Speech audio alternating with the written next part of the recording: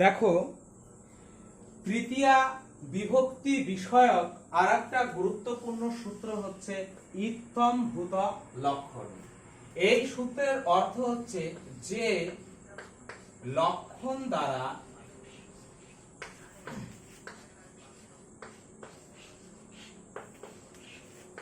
কোন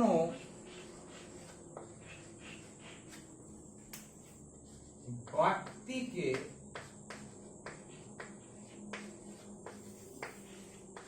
চেনা যায়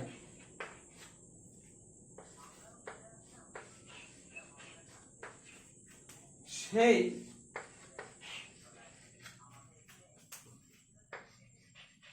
লক্ষণ বোধক শব্দে তৃতীয়া হয়।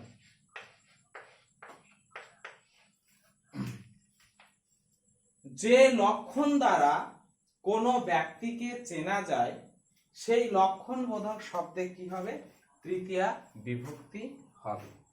লক্ষণ কথার অর্থটা এখানে আমাদের বুঝতে হবে। লক্ষণ কথার অর্থ হচ্ছে পরিচয় জ্ঞাপক চিহ্ন। লক্ষণ কথার অর্থ কি? পরিচায়ক চিহ্ন।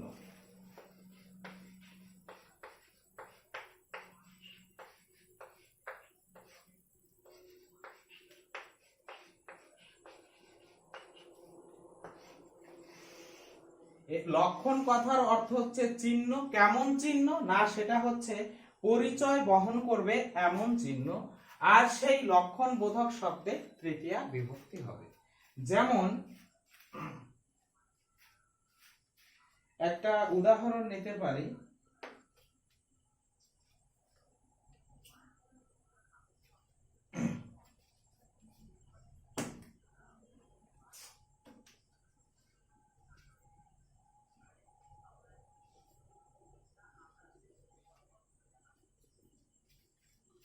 জটার দ্বারা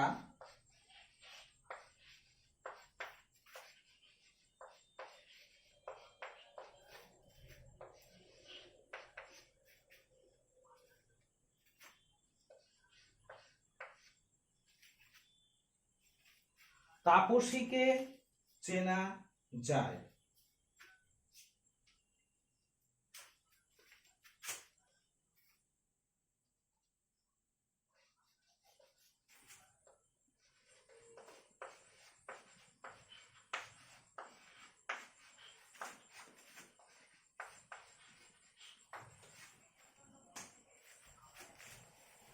তাহলে দেখো, একজন তপস্বী ব্যক্তি বা তাপস ব্যক্তি, সেই তাপস ব্যক্তিকে কি কোন লক্ষণ দ্বারা চেনা যাচ্ছে? যে এই ব্যক্তি তাপস, সেটা কোন লক্ষণ দ্বারা চেনা যাচ্ছে? উত্তর কি পাবো? জটার দ্বারা চেনা যাচ্ছে। তাহলে এই যে দেখো, জটাটা কি পরিচয় বহন করছে? বলছে পরিচায়ক চিহ্ন। এই লক্ষণ কথার অর্থ হচ্ছে পরিচায়ক চিহ্ন। তাহলে জটা কার পরিচয় বহন করছে? না, সে হচ্ছে এই তাপসের পরিচয় বহন করছে। অর্থাৎ এই লক্ষণ দ্বারা আমি তাপসীকে চিনতে পেরেছি। তাহলে জটার দ্বারা তাপসকে চেনা যায়। তাহলে এইখানে আমাদের সূত্রের অর্থ ছিল কি? সূত্রের অর্থ ছিল হচ্ছে এই পরিচায়ক যে চিহ্নটা থাকবে সেই পরিচয় চিহ্ন বা লক্ষণ বোধক শব্দের তৃতীয়া বিভক্তি হবে। তাহলে এই জটাতে আমাদের তৃতীয়া বিভক্তি হবে। আর জটাতে তৃতীয়া বিভক্তি হলে জটা গুলির দ্বারা, তাহলে নর জটা, না এটা হচ্ছে জটা শব্দ, তাই তো? জটার দ্বারা জটাভি,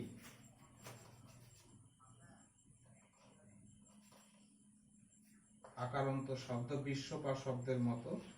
তাহলে এটা হচ্ছে জটাভি। জটা শব্দের তৃতীয়ার বহুবচন। জটাভি তাপসম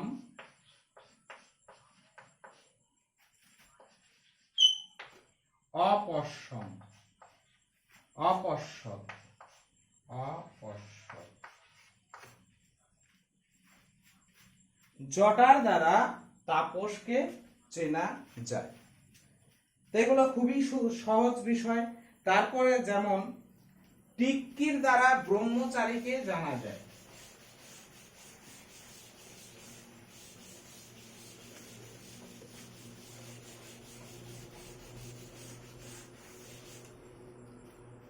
শিখয়া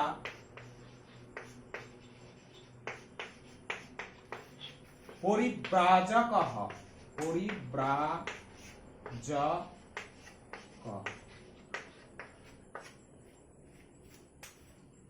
তাহলে এই যে শিখি দ্বারা পরিব্রাজককে চেনা যায়, তো টিকির দ্বারা ব্রহ্মচারীকে জানা যাচ্ছে।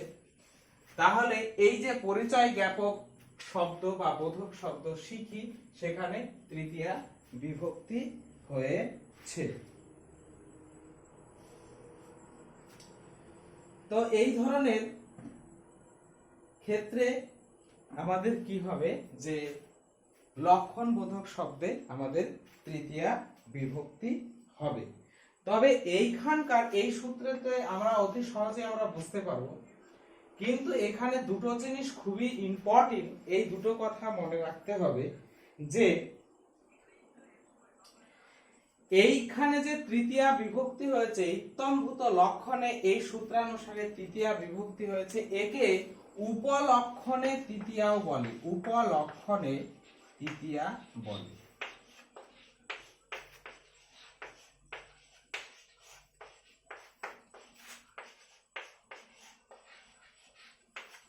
আর এর সাথে আর একটা বিষয় মনে রাখতে হবে, যে একে বিশেষণে তৃতীয়া বলে, বিশেষণে তৃতীয়া।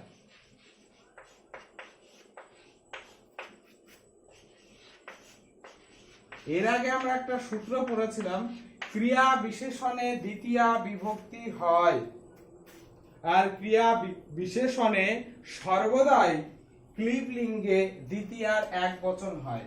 আর এখানে দেখো কি বলছে, এটা বলছে বিশেষণে তৃতীয়া। এইরকম একটা কোশ্চেন হলে কিন্তু অনেকের সমস্যা তৈরি হবে, যে বিশেষণে তৃতীয়া কোন সূত্রকে বলছে, ইত্তমভূত লক্ষণে এই সূত্রতে বলছে। আবার এর আরেকটা নাম হচ্ছে উপলক্ষণে তৃতীয়া।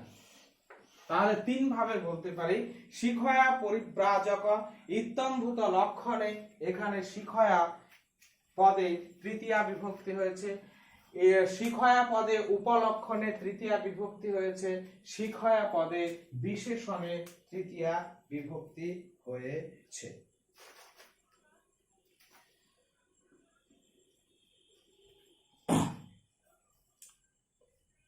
তো এই হলো আমাদের ইত্তমভূত লক্ষণের বিষয়। এবার দেখো করণ কারক আমাদের হয়েছে, তৃতীয়া বিভক্তি চলছে, বেশ কিছু সূত্র আমাদের আলোচনা হয়ে গেছে।